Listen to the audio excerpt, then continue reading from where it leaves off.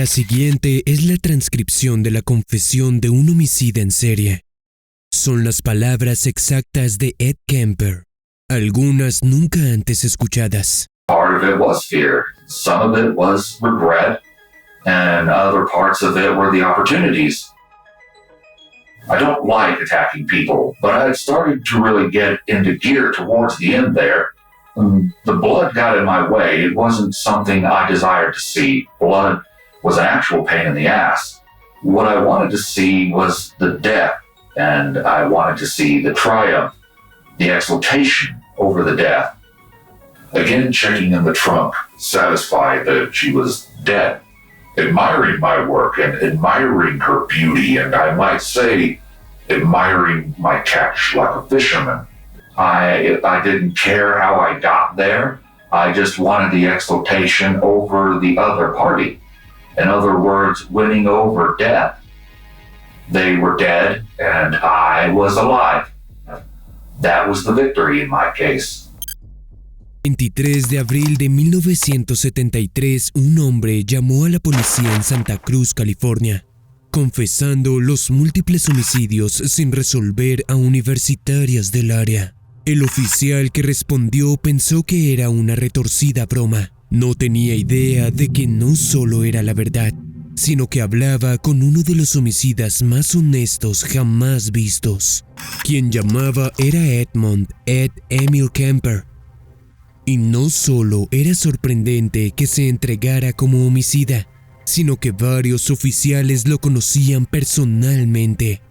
Verás, como un joven adulto, él estaba interesado en la policía, las leyes y aplicaba para ser un oficial estatal. Sin embargo, su sueño se desplomó ya que con 2 metros y 136 kilos, fue rechazado inmediatamente. Aunque esa no fue la única razón, junto a un oscuro secreto de su pasado. Aún así, él consiguió hacerse amigo de algunos oficiales al frecuentar un bar cruzando la estación de policía. Tenían tanta confianza que varios oficiales lo apodaban como el Gran Ed. Y aunque no era escalofriante, sería recordado para siempre. En una gran ironía, uno de los oficiales, amigo de Ed, le dio una medalla de entrenamiento otorgada por la policía, y otro de ellos lo dejó tomar prestada un arma.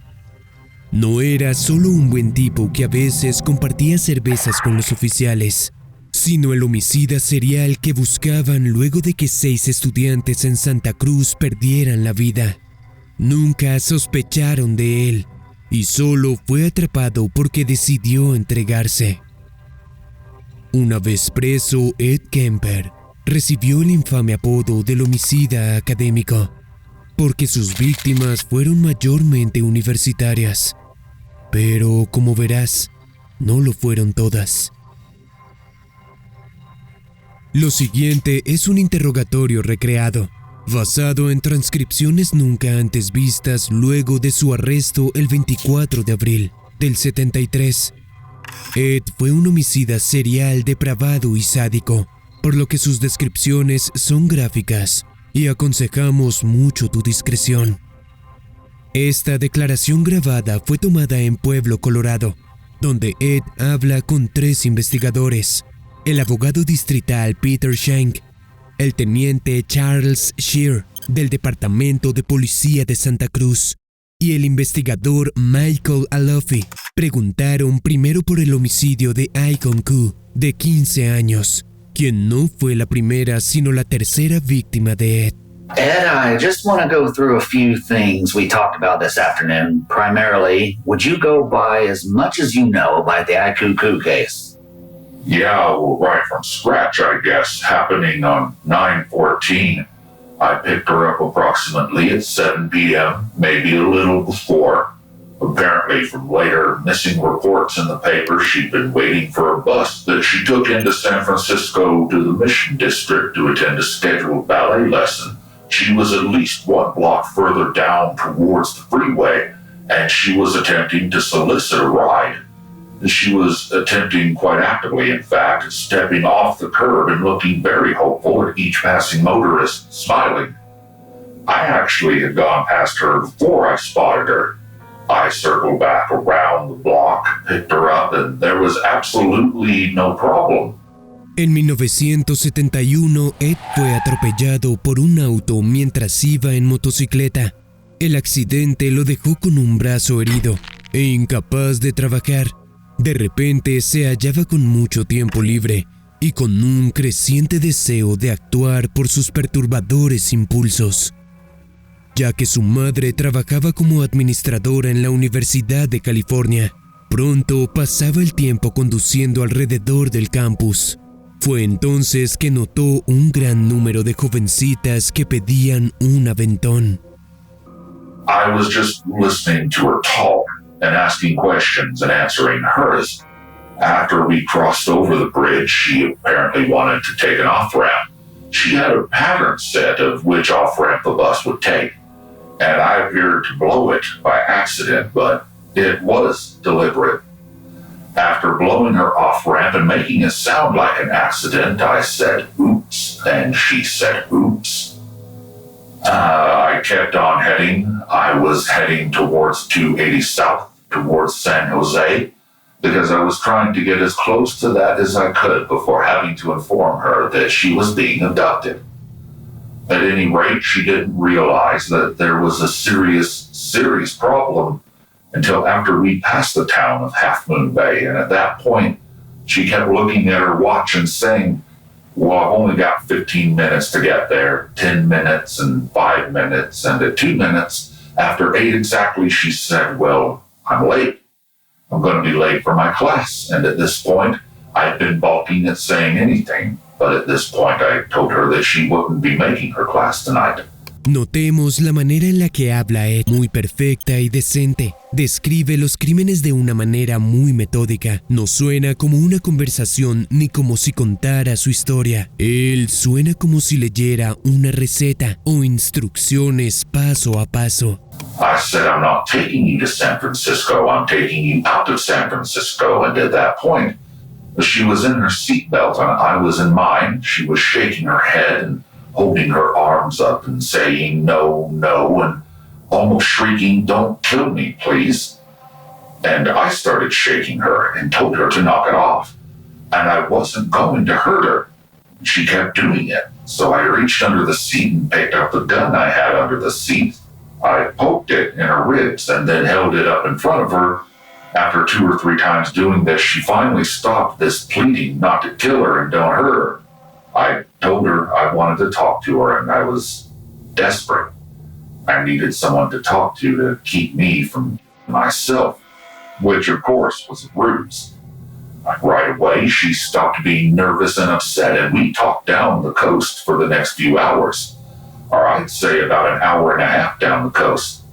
I said that it would be suspicious if she was sitting in the car with me and the neighbors would be alarmed. So I wanted her to be in the trunk. And since she would be in the trunk, I wanted to tie her up because I wanted to feel safe and not panic myself. So she agreed with this, but she didn't want to be in the trunk. She asked if she could be tied up in the back seat instead, and I agreed. I was basically headed southeast on Smith Grade, I think, and headed down this little road to the right that lost sight of the road, stopped, turned off the lights, turned on the inside lights, and asked her to get the tape out of the glove box, her already knowing what was going to happen to a certain point. She got the tape out. I pulled a piece of it off and placed it over her mouth and told her to get in the back seat, where I would tie her up and cover her over with a blanket. Did she help you in any way put the tape on? Yeah, she got it out of the glove box for me. I placed it over her mouth and rubbed it on nice and tight and got it on straight and everything and asked her to blow against it and move her mouth around to see if it would come off, and she assured me it wouldn't, following my instructions to the letter. I asked her to jump over the back seat, and she did, and at any rate, I got out of the car on my side, leaving the gun under the front seat on the driver's side, got out of the car, walked around to her side, and realized that the keys being in my pocket, she had locked her side of the door when she got in. At this point, I started fumbling in my pants, trying to get the key out quickly before she realized the advantage she had. And when she saw that I was fumbling for the keys, she climbed back up over the seat and flipped up the inside lock on her side, letting me in. At this time, I moved, flipped her cushion forward, climbed in the back seat. She was laying on her back with her hands across her stomach to be tied, and I asked her to turn over on her stomach, and she did, and put her hands behind her back. At this time, I tied her hands, and I took a lot of time doing it because I was realizing that as soon as I was done tying her hands, that I had to kill her or else take a chance on driving around town where someone could see her moving around under a blanket. So I fumbled around at trying to get her hands when I finally realized I was wasting time and needed to get the thing done if I was going to do it. I turned her over, back rather gently on her back, and placed my right hand firmly over her mouth from the right side. She looked slightly curious at that point, wondering what I was doing, not at all worried or panicked. I then took my left hand, the thumb and index finger, reached around over her head, pressed both nostrils closed, and for a moment there was actually no change in expression. Los detalles precisos que Ed provee muestran su disfrute genuino. Prestó atención a todas las acciones y expresiones faciales de Aiko, pero hay una ausencia total de humanidad y empatía. Muestra el rango de la psicopatía de Ed porque pasaba horas hablando y conociendo a Aiko, formando una conexión personal, pero sin importancia para Ed, mientras su única meta fue el homicidio. Cualquier cosa anterior no es más que la atracción de la víctima y la preparación para atacar. Then she realized what was happening. She completely panicked and struggled so violently for what I can only imagine to be a half of a minute, maybe 45 seconds, until she lost consciousness. Al principio de mayo de 1972, Ed colocó esposas y un cuchillo en su guantera y un arma bajo su asiento. Fue el 7 de mayo mientras conducía por Berkeley. Vio a dos chicas de 18 años, Mary Ann Pesh y Anita Luchesa, y ellas serían sus dos primeras víctimas. Las dos estudiantes de Fresno buscaban un aventón hacia el campus de la Universidad de Stanford, sin conocer el riesgo que corrían. Subieron rápidamente al auto de Ed cuando se acercó. Condujo por casi una hora antes de desviarse de la autopista por una carretera sin pavimento, sin que ellas se dieran cuenta al principio. Y escogió este lugar porque planeaba asaltarlas y no quería que nadie lo interrumpiera. Tan pronto detuvo el vehículo, él sacó las esposas de la guantera e intentó inmovilizar a Mary Ann en el asiento trasero. Luego admitió que por accidente su mano rozó el pecho de ella mientras tanto y que se disculpó por ello, lo que es irónico dado lo que haría. A pesar de sus planes, es posible que le importara lo que sus víctimas pensaran de él y puede que quisiera verse como un chico bueno. Esto puede sugerir tendencias narcisistas y que pudo tener trastorno de personalidad antisocial, TPA, ya que normalmente tienen reglas y creencias muy firmes. Muchas incluso afirman ser éticas y morales, incluso pueden ser técnicas de manipulación. Puede que él quisiera hacerla pensar que no tenía nada que temer para que no se resistiera a las esposas. Anita logró salir del auto e intentó huir. Luego de asegurar a Mary Ann, Ed tomó su cuchillo de la guantera y persiguió a Anita por los bosques. Al alcanzarla, la hirió varias veces antes de estrangularla hasta que falleció. Cuando Ed volvió al auto, le dijo a Mary Ann que necesitaba su ayuda porque accidentalmente le rompió la nariz a Anita. Es difícil saber por qué Mary Ann cooperó. Tal vez temía por su vida, pero ella salió del auto tan pronto Ed le quitó las esposas y poco después las sometió e hirió a cuchillo. Llevó el cuerpo al baúl del auto, luego recogió el otro cuerpo para colocarlo junto al primero. Con las dos en el baúl, Ed condujo de vuelta a casa. donde asaltó los cuerpos. Luego tomó varias Polaroid de los cadáveres para guardar como trofeo. Entonces desechó los cuerpos en un lugar lejano. Los padres de ambas chicas antepusieron reportes de desaparecida, pero no hubo pistas de ellas, al menos hasta agosto de 1972, cuando encontraron el cuerpo de Mary Ann Pesh esparcido por la montaña Loma Prieta, mientras que los restos de Anita Luchesa nunca se han encontrado. Where'd you gotten this cord that you tied her hands with? I've gotten this cord from the first two co-ed killings, that of Mary Ann Pesh and Anita Luchesa. I believe the cords belong to Mary Ann Pesh, but I'm not sure. Did you retain the cord after Ikuku? Well, I had 3 cords initially from the first 2 murders. This was the 3rd murder, and I used one of the cords that night and destroyed it rather than untie it, and this was after I put her in the trunk. I stopped to make sure she was dead, got out, went around and checked for a heartbeat. I couldn't really feel her hands, her extremities, to see if they were cold without moving her body. So I turned her over, cut the cords, threw the cords off the side of the road in some bushes, and pulled her hands out and around and put them across her chest. And the fingertips were cold. Was this before or after you stopped for a beer up there? That was before. Then I stopped at a little bar up on Donnie Doon Road for a couple of beers. Also to check to see how apparent my whatever was, grief, excitement, exultation, anxiety. I had, I think, 3 beers, maybe only 2, washed my hands in the washroom and left. Again checking in the trunk, satisfied that she was dead. Admiring my work and admiring her beauty, and I might say, admiring my catch like a fisherman. Got back in the car, drove to Santa Cruz out to Aptos, where I stopped at my mother's home at 609A Ord Street. Went inside the house, talked to my mother for approximately half an hour about non-essential things, telling her why I was down from the Bay Area, which was a lie, a fabrication, testing on her whether or not anything would show on my face or my mannerisms or speech as to what I was doing and why. And it didn't.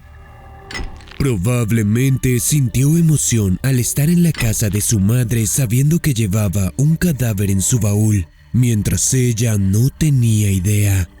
Él tuvo control completo de la situación y de la víctima, y su madre nunca supo. Aunque no parezca, de hecho, Ed tenía una relación extremadamente complicada con su madre, Clarnell Strandberg. Se decía que al crecer Ed amaba profundamente a su padre, Edmund Kemper II.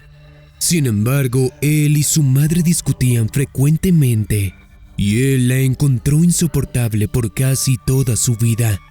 Clarnell fue conocida como una mujer difícil y controladora, tanto que su esposo, que era un veterano de la Segunda Guerra Mundial, describía su matrimonio como estar en guerra, incluso diciendo que una misión perdida de la Segunda Guerra Mundial hubiese sido más fácil que vivir con ella. Sin sorpresa, se separaron en 1957, con Clarnell llevándose a Ed y a sus 2 hermanas. Fue entonces cuando ella en verdad tuvo problemas cuidando a Ed. Él nunca fue lo que llamarías un niño normal. Le gustaban juegos oscuros y perturbadores como los que él llamaba cámara de gas y silla eléctrica.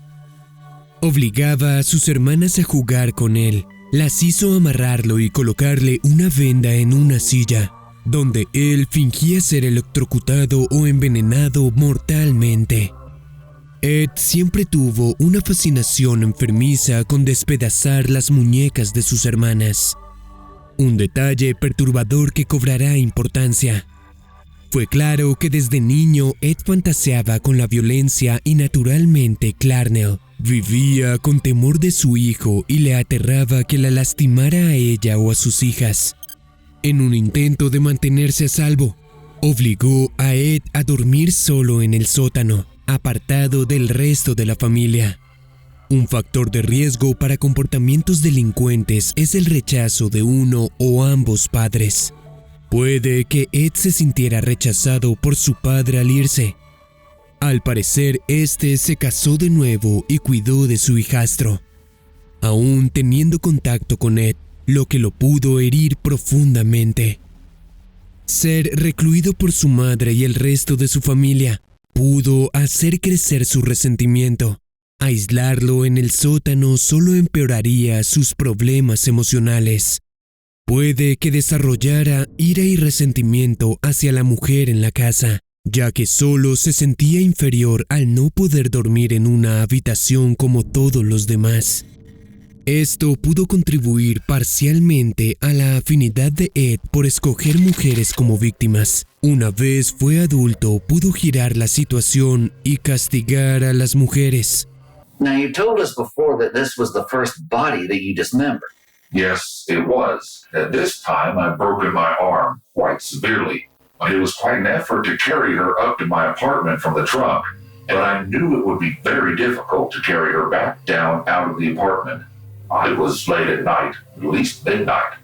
So I decided the only safe way to take her out of the apartment was to dismember her body and take her out in some form of container. If anyone had spotted me, I'd hoped to get out of the area quick enough to where they'd think I was just carrying a girl up to my apartment. And I held her in such a way that it appeared she was awake and alive. How did you carry her in such a way that she looked like she was alive? Well, the upper half of her torso up was propped more in a vertical position with her arm around my shoulder, and it would look like she was asleep from a distance. This happened on a Thursday night, and Friday I called in sick and went down to a store and purchased these bags. Where was her body in the meantime? I had it on my bed in my apartment. Had the body in any way been dismembered at this point? No. Luego del interrogatorio del homicidio de Aiko, los investigadores le preguntaron por su cuarta víctima, Cindy Scholl, de 18 años. Where'd you make the removal on this girl, Scholl? It was similar to, and in fact identical to the coup girl. Where's it at? It's up at the dump, but I think you can get it. When'd you start dissecting the body? I think it was around 11 o'clock the next morning. It took a hell of a long time. In the bathtub, there's 2 bathrooms. The one I used was the one closest to the living room, and I was very careful and meticulous in cleaning it up. I poured lots of Drano down the thing and made sure it fizzled real good and removed any hair or tissue that got caught in the drain. And things like that, made sure there were no spots of blood laying around. Anyway, the reason they found that bag or suspected that bag out there on the cliff was because the upper part of the torso was the heaviest. And I double-lined the bag and I was kind of panicky watching for cars and everything and ran over the edge, thinking it was straight down because I'd only looked hastily with my flashlight and dumped it out and forgot about the inside bag, and they must have separated down the cliff somewhere. I saw a little sliver of beach off to the right, and for all I knew, it landed right smack dab in the middle of somebody's beach party. So I was very quick about the whole thing and ran. I skidded down the side of the hill there, slipping in the mud. I was afraid somebody got footprints off that. It must have drizzled up there, but this was like 2 o'clock in the morning, and then 3 o'clock that afternoon that highway patrolmen discovered the parts. So I was pretty well blown out about that. I was sure there must be tire prints or one possible tire print or a possible large footprint. All I was worried about was a large footprint because I wear a size 15 shoe, and that would tell you a hell of a lot. When you thought you might have left a tire print, did you do anything? No, I thought seriously about getting my tires recapped. Were all parts of the Scholl girl deposited at that one spot? Everything but the head. Where's the head? That's what I didn't want to say. It's in the backyard at my mother's place. Okay, we've got Cynthia Scholl's shirt and her head over at your house, but all the other parts of her body were deposited over the cliff? Yeah, that was at Sand Creek. I chose the first steep appearing cliff, and apparently it wasn't steep enough. There was no struggle out of Scholl. Absolutely nothing. There was no hanky-panky, no salt or anything like that. Was there anything out of the ordinary you haven't told us about this particular girl? Yeah, she had a joint of pot in her pocket that I got rid of very quickly. What do you mean as far as unusual? What I'm making reference to is the time that she was shot or after she was shot. Had she been tied or gagged? No, not at all. I imagine you have some very deep marks on her wrists appearing to be a handcuff. And that's how I moved her around, with a broken arm, not being able to pick her up. I didn't put anything on. She was very, very touchy about that. It was hard enough just getting her to get in the trunk. And as soon as she got in, that's when I shot her. Ahora los investigadores le preguntan a Ed de su quinta y sexta víctima. Okay, let's go over to The last two, that was the 5th of February, and I'm not really sharp on the time. I think it was around 8:30, and I figured there'd be a lot of cars going up through there. You say this was about 8:30 when you picked up the girls? I picked up Miss Thorpe first. I think the time was around 8 or 8:30. I didn't watch the time too closely. I went in at night when the guards were at the kiosk, since I did have an A parking sticker on my Ford, which allowed me open access without suspicion. When I did get that tag from my mother, I did get it for the purpose of doing things like that. All right, let's get into Thorpe here. You had her in the car. What was your next move? I started talking with her. Basically, she carried the conversation. She was very outgoing, and I was just trying to be amicable, and I was trying to think of what I was going to do. Circumstances were perfect. The guard didn't notice me coming in. Nothing that looked unusual going out, and she was not the least bit suspecting. Well, let's go on to the sequence of what happened. Okay, what happened next is we were talking, and she's more or less popping little questions here and there, talking along. I noticed Miss Lou standing on the side. She saw us coming, threw out a great big beautiful smile, and stuck her thumb out very hopefully, throwing her best foot forward there. I figured later on what happened was that she looked at me from just different little details, that she was probably a careful hitchhiker and very good looking, built nicely and everything, and intelligent and moderate in her dress and everything, nothing outlandish. And we appeared to be a couple, and with that A tag on there, she didn't hesitate at all about getting in. Did the girls appear to know one another? No, not at all. What did Lou do at that particular time? Well, as I lifted the gun up, I heard the slightest gasp in the back.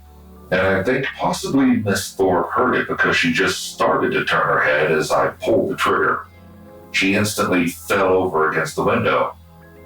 She had a rather large forehead, and I was imagining what her brain looked like inside.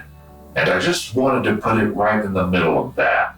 I fired. All right, now we got through Thorpe. Now let's get into Lou again. When you fired the shot into Thorpe, and Miss Lou panicked and started covering her face. And that's why I cut her hands off, because she had 4 bullet holes in her hands, 2 in each hand. I had to fire through the hands. She was moving very quickly around and was down into the corner, and I missed twice. One just went through her hand, I guess. It went right into the padding of the car. The next shot I fired went the back of her hand and hit her just right around the temple area on the right side of her head, and had a glancing blow. And I thought she was still going, so I aimed carefully and fired. That was the bullet that would be in this area on the right front forehead, just about the middle of the forehead. And that was the last shot I fired then. After we stopped and went on down Bay, obviously, there was quite a bit of blood because of the wounds, and there was blood from that last hole in the forehead. Just a second, you made a stop where? Right by the guards. I made a stop right next to the guards, and they glanced over and were talking. I stopped right there at the stop sign and continued right down the bay. What were your movements from there? I went straight down to Mission, turned right, and headed out on I, making sure I broke absolutely no rules, and was doing my damnedest to look cool while I was freaking out about Alice Lou in the back seat there, which I'm sure she was unconscious. At first, I didn't think so, and I made a couple of loud statements and just continued right on through, so I knew she was unconscious. I slowed down very slow, turned her head around to the side, and fired point blank at the side of her head. I just dragged Miss Lou and put her in and lost a shoe doing so and went back and got it. I was very careful about things like that because I knew those were the details that get people every time. Also, I heard a plastic bag underneath the car blow out of the car as I pulled around, and it had blood on it. It was a blue laundry bag, so I reached under the car and fished that out and put it back in. But it rained later that night, so anything that had been there would probably have been destroyed as far as evidence. After you loaded them into the trunk, did you go straight home? Straight home. Did you talk to your mother as soon as you got home? Yep, I went home, and what I did was I walked straight in, and I noticed as I got into the light there, oh, wait a minute. I stopped at the Freddy's Fast Gas on the left there coming back into town. Well, I stayed there quite a while at the station talking to the girl and acting nonchalant. Then I went home and talked to my mother a little and crabbed about how I'd fallen asleep in the movie. What happened when you got home? So I just went out there, pulled the car around, and opened up the trunk, and this is the way the entire series happened. I took out that big knife, and I cut both of their heads off right out there on the street. It was maybe 10 o'clock at night or possibly 11. Ed tiende a ser cada vez más descarado, descuidado y planea menos. Se desestabiliza entre más sigue sus urgencias. Culpa a la sociedad por no notar sus horribles fechorías. O tal vez es una manera de cambiar la culpa de él hacia otros. Ed se está presentando así como si quisiera ser capturado, y continuó porque él no creía que no lo hubiesen atrapado. Es claro que Ed tiene una mezcla de personalidad antisocial, narcisismo así como sadismo. Then I went down and got my cigarettes at this little bar down by Seacliff, walked back out, got in the car, drove home, went back in the house, watched TV, and went to bed. The next day, my mother was at work and it was drizzling. About 10 or 11 in the morning, I started the process. You left them in the trunk all night? Yeah, their clothing was drenched with blood, and there was a tremendous amount of it. Okay, both girls were in the car all night with their heads removed, right? Yes. Did you say you took both girls in the house? No, the other girl never left the trunk. Ford never left the trunk except for her head, and I took that in the house the next day and removed the bullet. Now we've got Lou in your room. What happened after the acts? Well, like I said, I cleaned her up, I carried her back out, and there was a party going on upstairs. This was about 2 in the afternoon. You ever wrapped up in anything? I think very casually in a blanket or something very small, because her legs were hanging out. That's one thing that amazes me about society, that is, that you can do damn near anything and nobody's gonna say anything or notice. All right, then you got her back in the car. Then what happened? That's when I removed the hands. What'd you do when you left your house and had both girls in the trunk? Well, it was afternoon and it was raining. I went up 17. I was going to go up to visit my friend, and I definitely decided to dispose of them up in the Bay Area. All parts of the girls were there. Yeah, and I decided to get rid of them up in the Bay Area because you could tell they'd been from Cabrillo, and as far as the authorities knew, the first 2 could possibly have been killed in Santa Cruz too, and I wanted to distract the heat away from Santa Cruz. So I figured I know both areas, and the authorities wouldn't necessarily know that I knew the Bay Area well, because so they would think it would be at least somebody within 5 or 10 miles of that area, and that's what I wanted people to think. All right, you drove up 17 to Alameda. Yup, and I stopped by and saw my friend for a while, went out to dinner, and then went out to a movie, and I couldn't eat the dinner. I got in the car and just to kill time filled up with gas at the other Union station. I arrived on the scene up at Eden Canyon Road about 2 a.m. in fact. I think it was very close to 2 a.m. when I actually got rid of them. I dragged both bodies over to the edge and laid them horizontally and pushed and rolled them down. Para finales de abril de 1973, Ed comenzaba a perder el control de sus ataques. Eran menos planeados y todo lo concerniente a él se desenvolvía. Esperaba ser atrapado en cualquier momento. Los interrogadores empezaron a preguntarle por una serie de horrorosos eventos, involucrando a su madre, Clarnell, y a su mejor amiga Sally, llevándolo a entregarse eventualmente. This interview will be based around the incidents that occurred at your home last Saturday. Is there anything that you want to tell me that led up to this incident? Not really. Well, let's start with the reason for it. That's rather involved. The reason for it is these murders were coming to a head. I felt like I was going to be caught pretty soon for the killing of these girls, or I was going to blow up and do something very open and get myself caught. A long time ago, I had thought about what I was going to do in the event of being caught for the crimes. And the only choices I've seen open is being that I could just accept it and go to jail and let my mother carry the load and let the whole thing fall in her hands like happened last time with my grandparents. Or I could take her life. Well, I guess that leaves me two choices. I could do it in the open with her knowing what was happening, or I could do it when she didn't know what was happening. La manera como Ed lo plantea pareciera decir que le haría un favor a su madre al tomar su vida. Sin embargo, dada su difícil relación, es difícil creer que pensaba en el bien de ella. Es posible que pensara en asesinarla, pero se contuvo porque supo que esto lo haría más sospechoso. Ahora que creía estar cerca de ser aprehendido, puede que sintiera que era el momento correcto para actuar sobre los pensamientos homicidas hacia su madre. Como apenas mencionó, las 6 estudiantes no fueron sus primeros asesinatos. Para nada, eso fue mucho antes. A sus 15, el comportamiento de Ed resultó tan problemático que Clarnell lo envió al rancho de sus abuelos paternos, en North Fork, California. Aunque era adolescente, él medía 1,95 metros y pesaba 113 kilos. Igual a su madre, Ed tenía una problemática relación con su abuela Maud.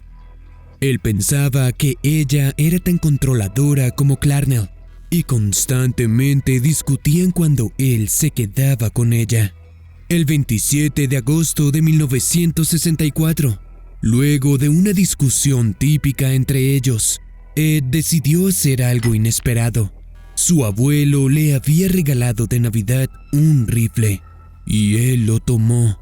Le dijo a Maud que dispararía afuera a algunos roedores, pero cuando ella le dio la espalda, Ed apuntó a su cabeza y jaló el gatillo. Disparó 2 veces más en la espalda.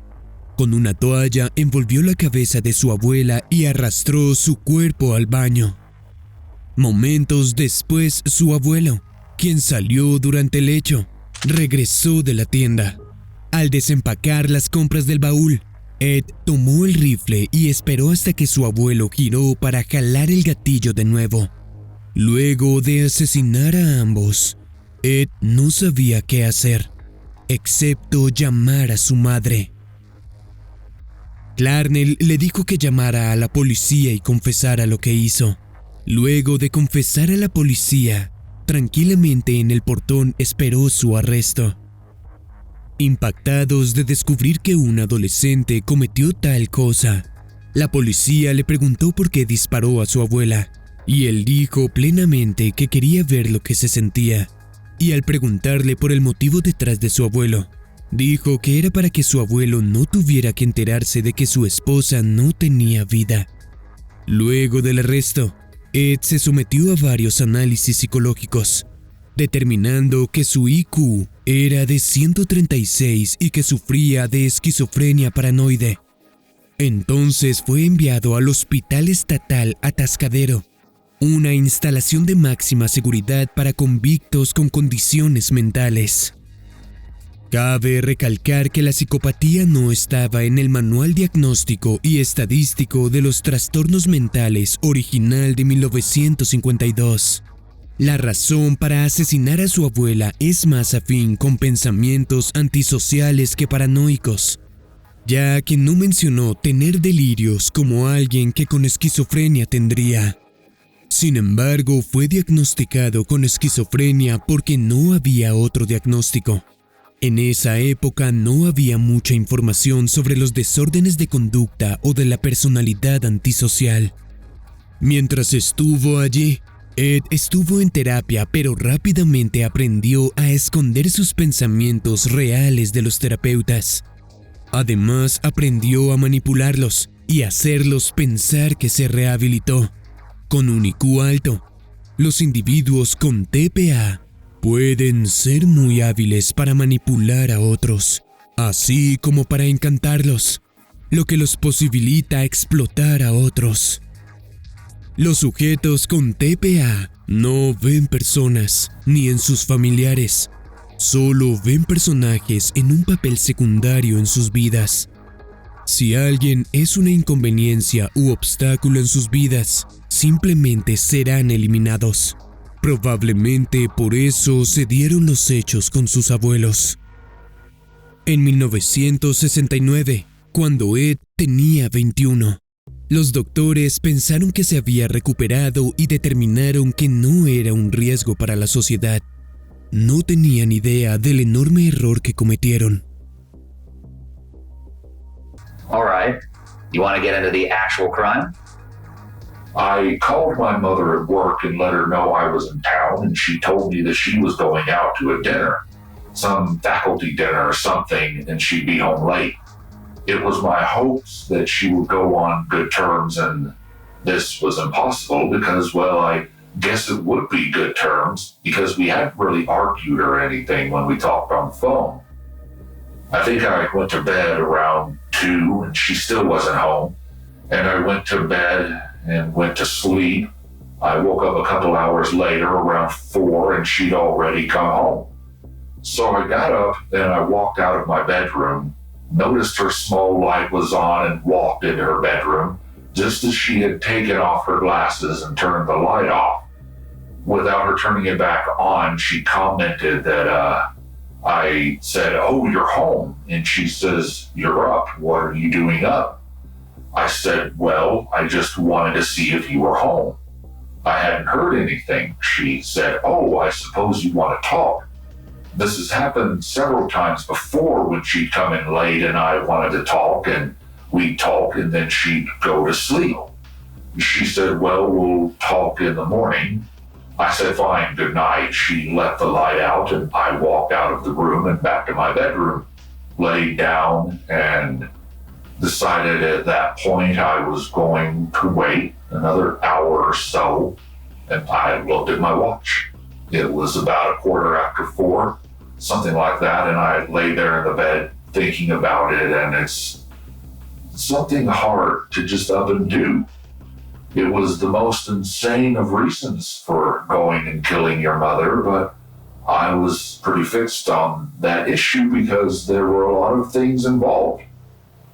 I certainly wanted for my mother a nice, quiet, easy death, like I guess everyone wants. Puede ser cierto que todos quieren una muerte sencilla y suave para su madre, pero no muchos pensarían que golpearla con un martillo cuente como eso. Incluso su idea de suave estaba apoyada en la brutalidad. The only way I saw this possible was for it to be in bed while she was asleep. The next thing was to decide how to do it.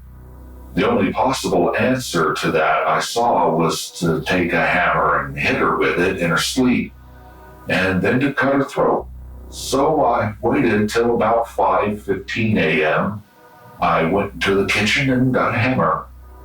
We have a regular claw hammer at home picked up. My pocket knife, the same one I used to kill Marianne Pesch with, opened it up and I carried that in my right hand and the hammer in my left. Walked into her bedroom very quietly. She'd been sound asleep. I struck with a very hard blow, and I believe I dropped the hammer or I laid it down or something. Immediately after striking that blow, I looked for a reaction, and there really wasn't one. And this all happened in a few moments. But after I struck, I moved her over in the bed on her back, and with my right hand holding her chin up, I slashed her throat. The house looked back to normal, and sometime early in the morning, I got in my car and went out and drove. I'd become quite ill immediately after it happened and hadn't eaten anything the night before. But I had the dry heaves quite a few minutes after it happened. I was unable to do anything. Basado en cómo describe el incidente, Ed parecía determinado a asesinar a su madre, y parece que lo hizo sin duda ni dificultad. Pero es interesante que se enfermara posteriormente. Él afirma que fue por agotamiento o falta de alimentación, pero pudo ser que él tuviera una reacción visceral al atacar a sangre fría a su propia madre. Ya que Ed es muy descriptivo, su testimonio nos da un vistazo a la mente de una persona con TPA severo. Sus acciones y decisiones no se relacionan con sus emociones, esencialmente posibilitándolos para cometer actos terribles. Esto es lo que llamamos carencia de empatía. De todas sus víctimas, puede que su madre fuera la más difícil, porque tenía la relación más larga con ella, accionando esa respuesta física. Puede que él ni siquiera ubicara sus propias emociones, ya que éstas se manifestaban físicamente, no solo mentalmente. Él puede sentir la respuesta física, pero no la relación con las emociones. Cabe recalcar que al igual que las otras víctimas, él separó la cabeza y manos de su madre, pero también removió su laringe y la tiró a la basura. Casi literalmente le quitó su voz. Es bastante diciente, ya que él culpaba la terca naturaleza de ella como la raíz de todos sus problemas. Ciertamente no podría criticarlo más sin su laringe. I had cut my mother's head off. I'd also cut off her hand. I didn't mention that, her left hand, which was symbolic, I suppose. Was this the purpose the hand and head were cut off? Partly the head. I told you that was also to make sure for myself that she was dead. But the head, I think, it's like the left hand of God thing. She'd always been a very big influence on my life, and whether I hated her or loved her, it was very dynamic, and the night she died, or the morning, it was amazing to me how much like every other victim of mine, how vulnerable and how human she was. It shocked me for quite some time. I'm not sure that it still doesn't shock me. I felt quite relieved after her death. A lot of it was guilt that I'd been building up and fear that she would find out about what had happened and what it would do to her. I was glad that it had been quick. Puede que Ed sintiera que su madre tuvo poder sobre él toda su vida, y de niño puede que él tuviera miedo. Ella no solo lo obligó a dormir aislado en el sótano, sino que también, según su padre, él estaba atrapado ahí abajo. Solo había una entrada por la escotilla, que estaba cubierta por la mesa de cocina para que Ed no saliera. Este prolongado miedo de ella pudo causar que fuera atacada mientras dormía. Al parecer, Ed entendió que era más grande y fuerte, como para dominarla, pero aún así puede que conservara algo de miedo a ella. Cuando se percató de lo sencillo que fue quitarle la vida, pudo sorprenderse por cuánto poder ella tuvo sobre él por tantos años. Estar atrapado en el sótano sin poder salir también pudo originar su disfrute de colocar a Aiko en su baúl, tal vez encarnando su trauma de la infancia, pero con él al poder. I realized that my mother not being there Easter weekend would be highly suspicious by the family and friends, so I decided that someone else had to die too. a friend of hers as a cover-up, an excuse, something that would be believable by other people involved and other friends. So I tell a friend of hers, Sarah Hollett or Sally Hollett, who had frequently gone places with my mother and had done things on weekends. Miss Hollett called on the phone around 5:30 and wanted to speak to my mother. And I told her that I was celebrating and that I'd like her to come along with my mother and I to dinner and a movie. The reason I did this was I knew she'd accept. Of course, she jumped at the idea. I told her that my mother was not home, that she would be home a little later, and I said, why don't you come over about 7:30 and we'll supervise her and go out to dinner and a movie? She said, fine. I fell upon the idea of strangulation, so I had a cord that I'd taken from the first two girls that I killed, Ms. Pesh and Ms. Luchesa. En efecto, es extraño que Ed llame a sus víctimas señorita, una formalidad y una técnica de distanciamiento. Noten cómo la única imprecisión que parece tener es con Aiko. La llama con su primer nombre algunas veces, demostrando más cercanía con ella que con otros. I met her at the door, we spoke, and she came inside. I removed her wrap, which was a sweater. We talked about where my mother was, and I said I was sure that she was coming soon, that she had just called from a friend's house, which was something that was very common around there, so she accepted it fully. We moved across the living room towards the couch. I didn't want to seem obvious at anything being wrong. I was stalling around as we moved across the room. She said, let's sit down. I'm dead, and I kind of took her at her word there. I guess I saw that as a cue, and I hit her hard in the midsection, and she jumped back and said, guys, stop that. I struck her again immediately after the first blow, and her last words were, oh, and sort of stumbled back.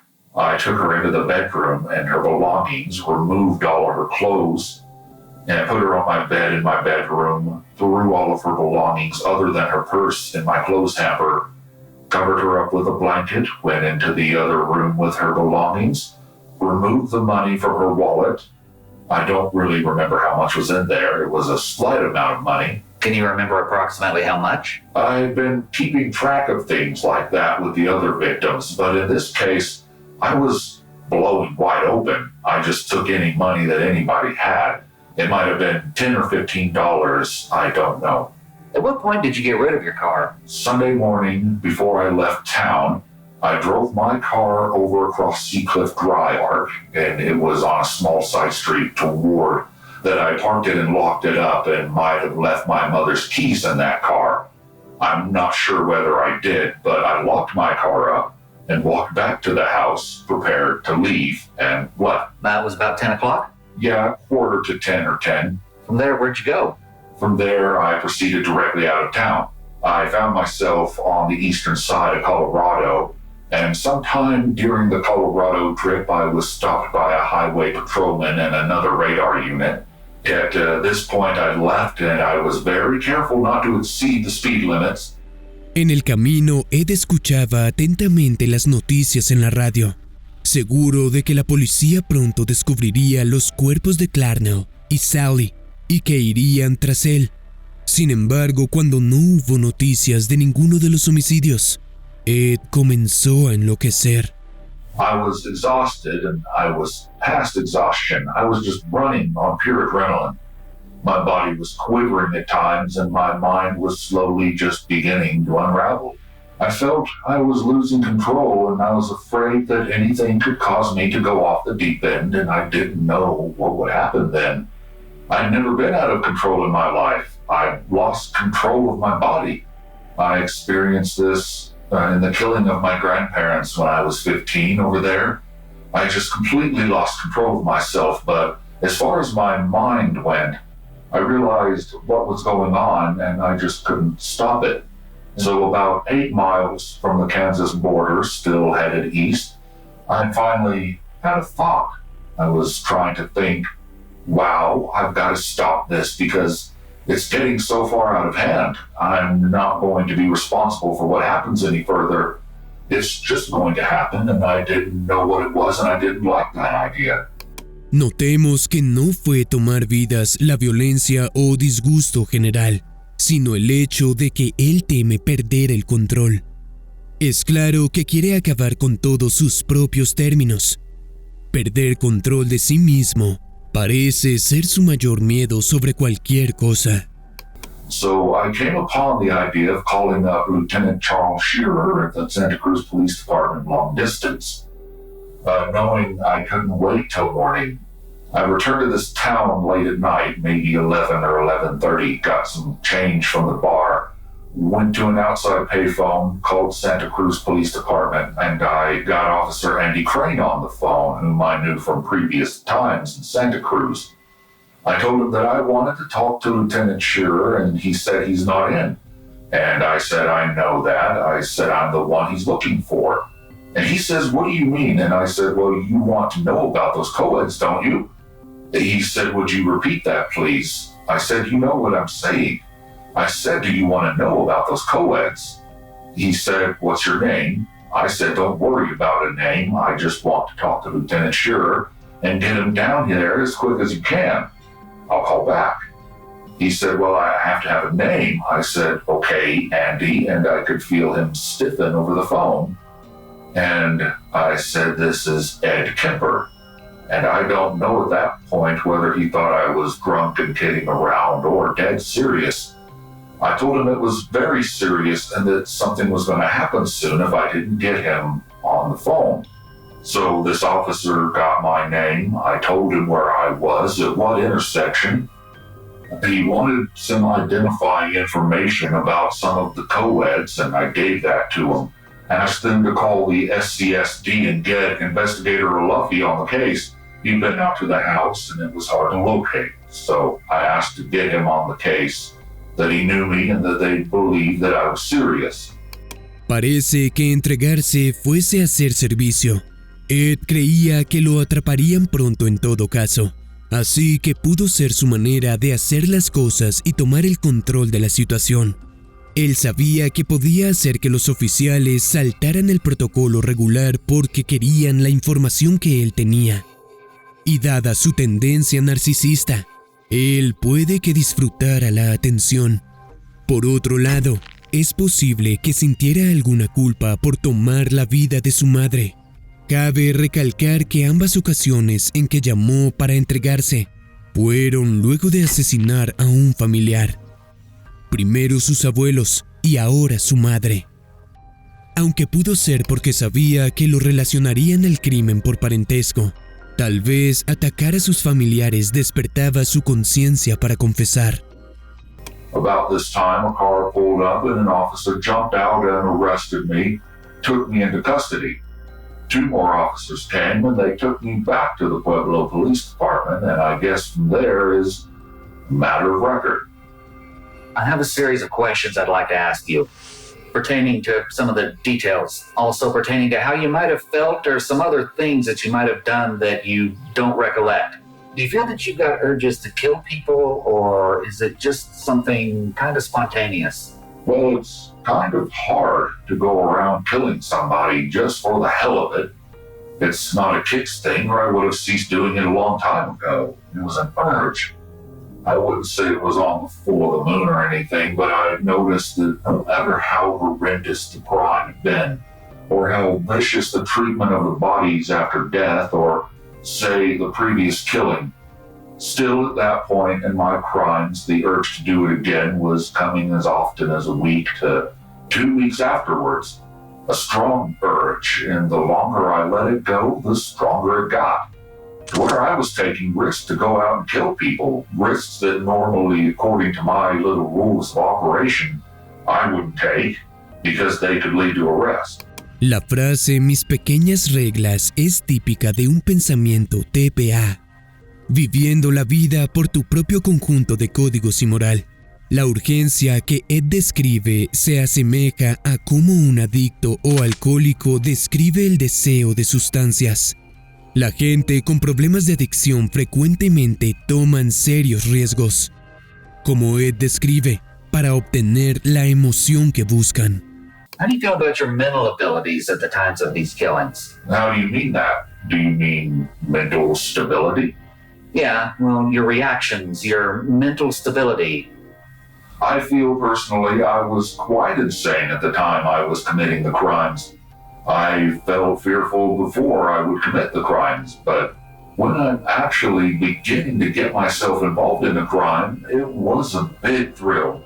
Let's get on to something a little more general now. Why do you choose the campus area of the university for your picking up these girls? Well, I didn't actually. At first, that was one of my rules.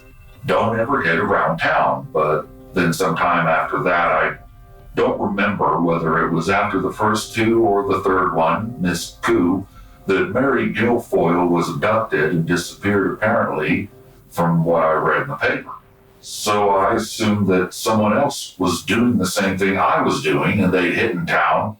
And that kind of made me mad because that could throw everything in my lap if an investigation started around Santa Cruz.